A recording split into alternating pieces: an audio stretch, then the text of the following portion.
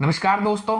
आज के इस वीडियो में हम एक वीज़ा के बारे में डिस्कस करेंगे जो कि सीजनल वर्क से रिलेटेड है और अभी रिसेंटली गवर्नमेंट ने अनाउंस किया है।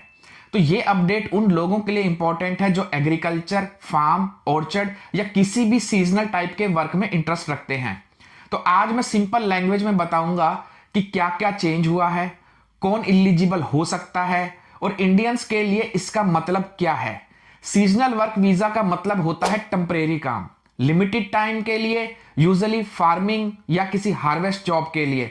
इसमें जॉब्स होती हैं जैसे कि फ्रूट पिकिंग हो गया, वाइनयार्ड वर्क हो गया, पैकिंग और सॉर्टिंग से रिलेटेड हो गया या ग्रीन हाउस से रिलेटेड कुछ जॉब्स हो गई। ये वीजा आपको किसी भी तरह की कोई परमानेंट रेजिडेंसी नहीं देता, बल्कि ये शॉर्ट टर्म वर्कफोर्स शॉर्टेज को फिल करने के लिए होते हैं। ये जो सीजनल वीजा है ये दो कैटेगरीज में आता है। पहला है ग्लोबल वर्कफोर्स सीजनल वीजा और दूसरा है पीक सीजनल वीजा जिसको पीएसवी भी कहा जाता है। और दोनों ही वीजा के अंदर आपके पास जो जॉब ऑफर है वो एक एक्रेडिटेड एम्प्लॉयर के थ्रू ही आना चाहिए। अगर सिंपल वर्ड में मैं कहूं कि बिना एक्रेडिटेड एम्प्लॉयर के ये वीजा के लिए आप अप्लाई ही नहीं कर सकते। अब देखो, जैसे नाम ही आपको सजेस्ट करता है seasonal work visa. Seasonal work visa का मतलब यह है कि आपको एक पर्टिकुलर सीजन के अंदर ही जॉब मिलेगी। अगर मैं जैसे इंडिया में बात करूं, आपने देखा होगा कि जून जुलाई के महीने में हमारे पास लेबर की शॉर्टेज हो जाती है, क्योंकि जो भी फार्मर लोग होते हैं वो क्या होते हैं, अपने घर चले जाते हैं अपनी फसल को काटने के लिए। तो कहा जाता है ना कि वो हम छुट्टी ले रहे हैं क्योंकि हमें गाँव जाना है, फसल काटनी है। तो वो एक तरह से क्या है, एग्रीकल्चर का पार्ट है। एक सीजन के अंदर लेबर जो है एक जगह से दूसरी जगह चली जाती है, फिर जब वो अपनी बुवाई वगैरह करके आके अपनी जॉब लोकेशन पे वापस आ जाते हैं। तो यहां पर क्या है कि जैसे आप मान के चलो कि फसल कटनी है या कोई ऐसा काम होना है कि जो कि जैसे बर्फ पड़ रही है। अब बर्फ पड़ रही है तो यहां पर किसी स्नो इंस्ट्रक्टर की जरूरत है, तो ये एक सीजनल काम हो गया क्योंकि ये सिर्फ सर्दियों में रहेगा, गर्मियों में नहीं रहेगा। ऐसे ही कुछ काम गर्मियों से रिलेटेड हो सकते हैं, कुछ काम बारिश से रिलेटेड हो सकते हैं। तो ये जो है एक सीजनल वीजा आपको प्रोवाइड करते हैं क्योंकि यहाँ पे एग्रीकल्चर बहुत होता है, एनिमल से रिलेटेड, डेयरी फार्मिंग से रिलेटेड बहुत सारे जॉब्स हैं। तो एनिमल के भी जो प्रोडक्ट्स हमारे पास जो सीजन में आते हैं, जैसे कि शीप की शेयरिंग करनी है, तो ये सारे के सारे वीजा को उन्होंने एक कैटेगरी में डाल दिया जिसको उन्होंने नाम दिया है सीजनल वर्क वीजा। अब इसको उन्होंने दो पार्ट में डिवाइड कर दिया है, तो एक आपको लॉन्ग टर्म के लिए मिलता है, एक शॉर्ट टर्म के लिए मिलता है। तो अब हम इसको डिस्कस करते हैं दोनों को वन बाय वन, दोनों के बेनिफिट क्या हैं, आपको किसको अप्लाई करना चाहिए, आपको कितना एक्सपीरियंस चाहिए, आपका वेज क्या होगा। तो ये सारा अब हम स्टेप बाय स्टेप डिस्कस करते हैं इसी वीडियो में, तो वीडियो के अंत तक जुड़े रहिए। तो पहले हम बात करते हैं ग्लोबल वर्कफोर्स सीजनल वीजा की। तो ये जो है ये यूजुअली उन रोल्स के लिए है जो हर साल रिपीट होते हैं, जैसे ऑर्चर्ड फार्मिंग हो गई, कोई हार्वेस्ट रिलेटेड काम हो गया कि एक टाइम पे फसल उग गई अब उसको काटना है। कोई एक ऐसा फार्म है जो हर साल जून जुलाई में कटना है, कोई जनवरी फरवरी में कटना है। तो इसके जो मंथ है वो सारा के सारा डिपेंड करेगा कि किस महीने जो है आप उनको एम्प्लॉय की जरूरत है। तो अगर मैंने जो उनकी वेबसाइट पे देखा तो उसकी जो वैलिडिटी देखा ये एक लॉन्गर टर्म है जो तकरीबन 3 साल की हो सकती है। तो एम्प्लॉयर को क्या होता है कि लोकल एडवर्टाइजमेंट हर केस में नहीं करना पड़ता, ये सबसे अच्छी चीज है। इसका मतलब ये है कि उन्होंने यहां पर लोकली टैलेंट नहीं ढूंढना है, वो सीधा बाहर से ही ला करके अपना जो है काम को शुरू करा सकते हैं। एक ये बहुत ही बड़ा प्लस पॉइंट है, इसको आप मार्क कर लेना। और दूसरा जो है यहाँ पर इस वीजा के लिए इंग्लिश की भी कोई रिक्वायरमेंट नहीं है ऐसी कोई खास, तो आपको आइल्स वगैरह और ये सबसे भी आप जो है बच सकते हो। तो मेनली क्या है, एप्लीकेंट जो भी रहेगा उसका एक करेक्टर अच्छा होना चाहिए और दूसरा क्या है, उसकी फिजिकल हेल्थ अच्छी होनी चाहिए क्योंकि इसमें आपको मेडिकल के लिए कहा जा सकता है। और जो फिजिकल हेल्थ इसलिए चाहिए क्योंकि ये जो है देखो फिजिकल काम है, तो फिजिकल हेल्थ तो चाहिए ही होगी। और अगर हम वेबसाइट पे देखें उन्होंने क्लियर कट लिखा हुआ है कि पब्लिक इंफॉर्मेशन पब्लिक डोमेन में है कि एप्लीकेंट को प्रीवियस वर्क एक्सपीरियंस का प्रूफ भी मांगा जा सकता है। तो आप तभी अप्लाई करना इस वीजा के लिए अगर आप उसी चीज के अंदर काम करते आ रहे हो तो, ठीक है। बाकी तो देखो इमिग्रेशन ने ही डिसाइड करना है, तो एग्जैक्ट एलिजिबिलिटी और ड्यूरेशन आपको हमेशा उनको बतानी ही पड़ेगी। आपने पिछले, जैसे मैंने इनकी वेबसाइट पे देखा उस पर क्लियर कट लिखा है कि पिछले 6 साल में आपने 3 साल उस फील्ड से रिलेटेड काम किया होना चाहिए। अब हम बात करते हैं पीक सीजनल वीजा की जिसको पीएसवी भी कहा जाता है।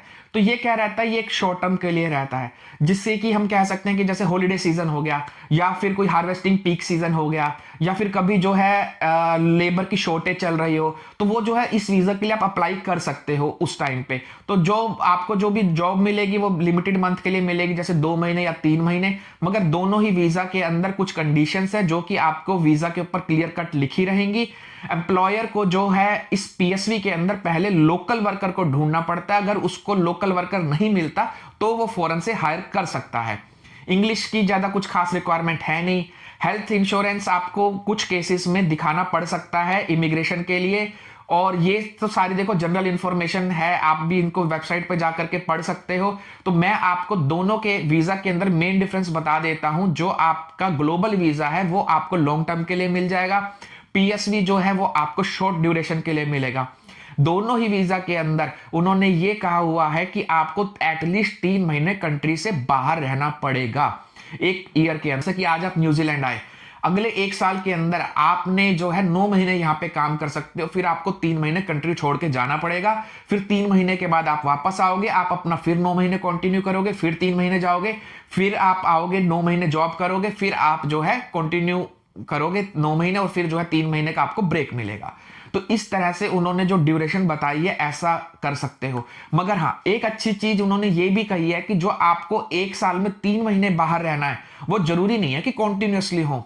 ये आप जैसे आज आप आ गए, फिर आप 2 महीने रहे, आप 1 महीने के लिए चले गए, फिर आप आ गए 2 महीने के लिए, फिर 1 महीने के लिए चले गए, फिर आप आए, फिर आप 1 महीने के लिए चले गए, तो वो जो है कॉन्टिन्यूस ड्यूरेशन की कोई बात नहीं हुई। आप 3 महीने आपको 1 साल के अंदर जो है बाहर रहना है, वो आप जैसे भी कर सकते हो। तो ये इसका एक सबसे बड़ा प्लस पॉइंट है। चलो अब हम सैलरी की बात करते हैं। तो देखो, न्यूजीलैंड के लेबर लॉ के अकॉर्डिंग आपको यहां पर मिनिमम वेज तो मिलेगा ही मिलेगा, मगर मैं एक्सपेक्ट कर रहा हूं कि ये सब कुछ तो जॉब ऑफर पे डिपेंड करता है। तो देखो, आप थोड़ी सी नेगोशिएशन भी कर सकते हो, आप $30 से $40 पर आवर की डिमांड इजीली कर सकते हो एम्प्लॉयर से।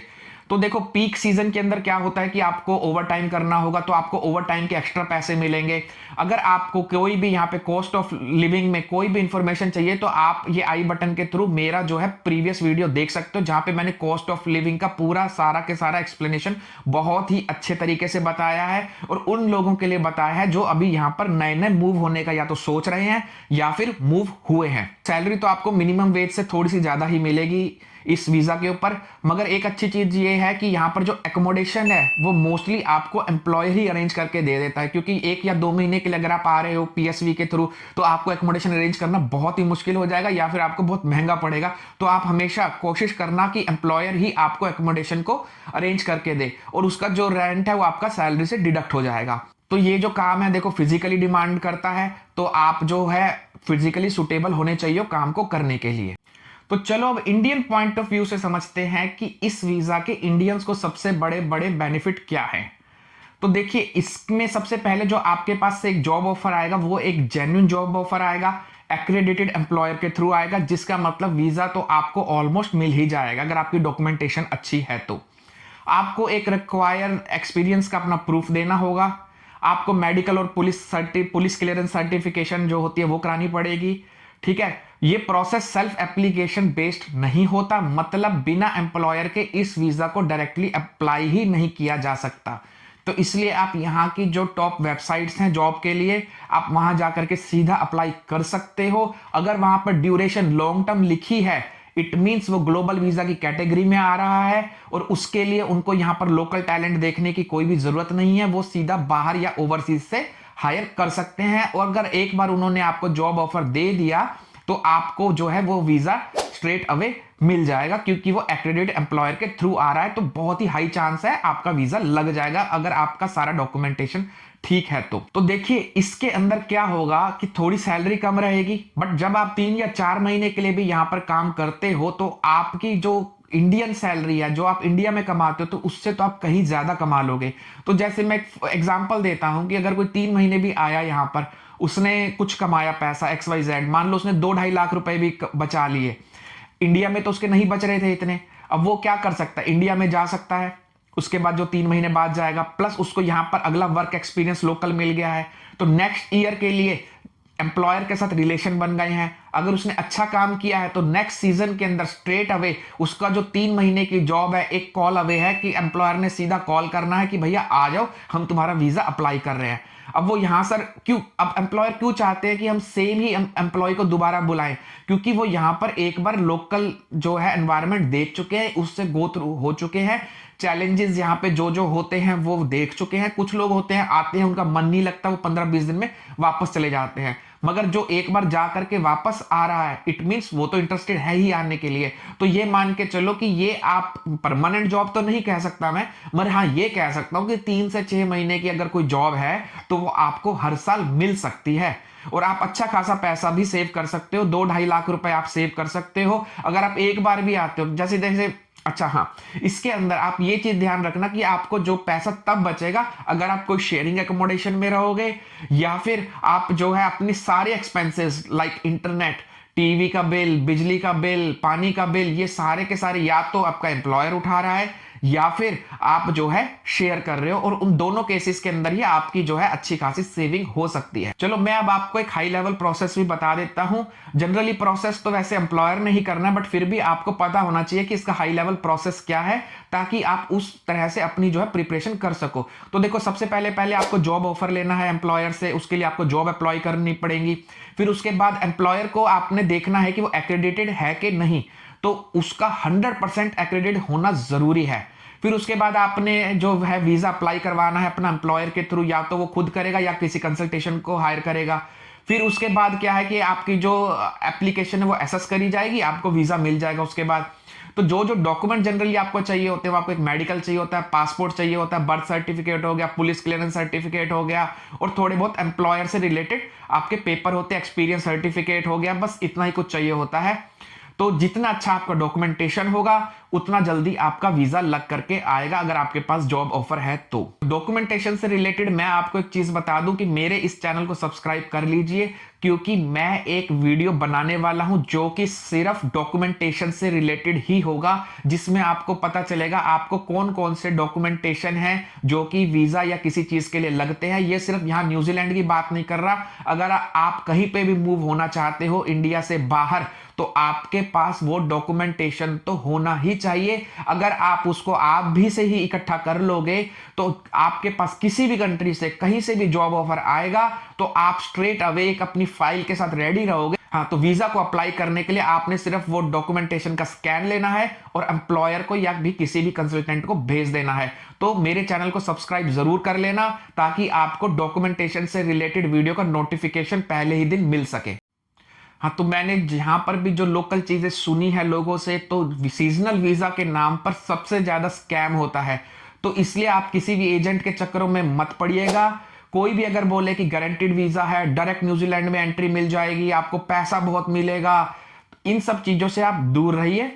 ठीक है, आप पोर्टल के थ्रू जॉब को अप्लाई कीजिए, एक जॉब ऑफर को ठीक तरीके से सिक्योर कीजिए, बिना किसी एजेंट के सिक्योर कीजिए, और फिर आप जो वीजा है एम्प्लॉयर के थ्रू ही अप्लाई कीजिए। तो देखो मैं अब आपको एक चीज और बता देता हूं कि सीजनल वीजा के थ्रू आपकी जो है डायरेक्ट पीआर की कोई भी किसी भी तरीके की गारंटी नहीं होती, क्योंकि ये जो है एक जो है शॉर्ट टर्म वीजा है। बट इसका जो बेनिफिट है वो ये है कि आपको फ्यूचर में दूसरे वर्क वीजा को एक्सप्लोर करने में बहुत ही हेल्प मिल जाती है, क्योंकि आपको यहां पे लोकल वर्क एक्सपीरियंस हो जाता है।